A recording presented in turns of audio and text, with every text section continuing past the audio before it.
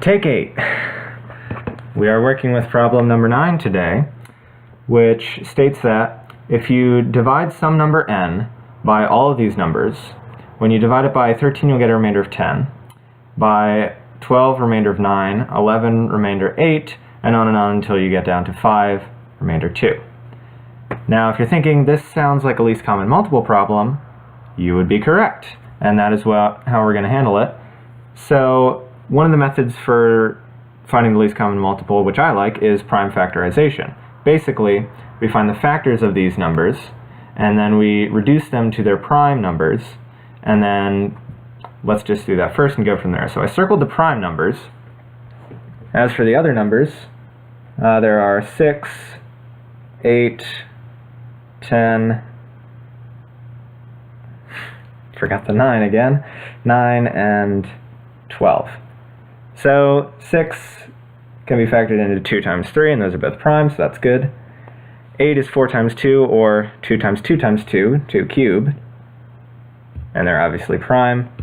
10 is 5 times 2, or 2 times 5, they're both prime. 9 is 3 times 3, both prime, and 12 is 4 times 3, or 6 times 2, 2 times 2 times 3.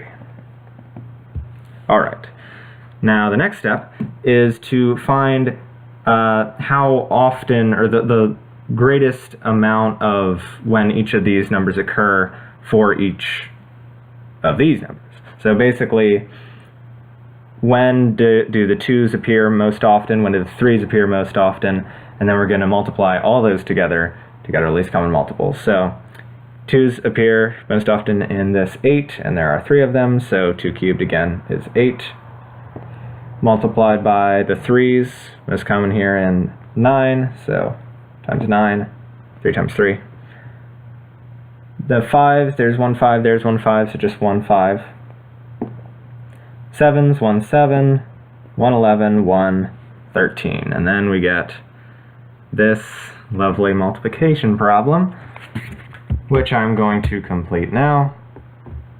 13 times 11, 143. Multiply that by 7. This is kind of nice. 1001. Yeah. Multiplying that by 9, and we get 9009. I'm going to move that up to the top here. Multiply that by 8, and we get 27027, or 72,072. And then multiply that by the 5, and we get 360, believe it or not. Now that sounds like the perfect answer, doesn't it? Yeah, it would be nice, but we're not done yet. So this is the least common multiple for our list of numbers. But we want to have a remainder for each number. And if you'll notice, the remainder for each different number set is 3 less than the divisor, right? 10 is 3 less than 13. So if we were to divide these numbers into this, we would get no remainder, because it's a least common multiple. So to illustrate kind of how we get these remainders, I'm just going to do a kind of simple division problem. Let's go with 13, our biggest number. If we were to divide 13 by 23, then we get our remainder 10 that we're looking for, right? Minus 13, and then we're left with 10.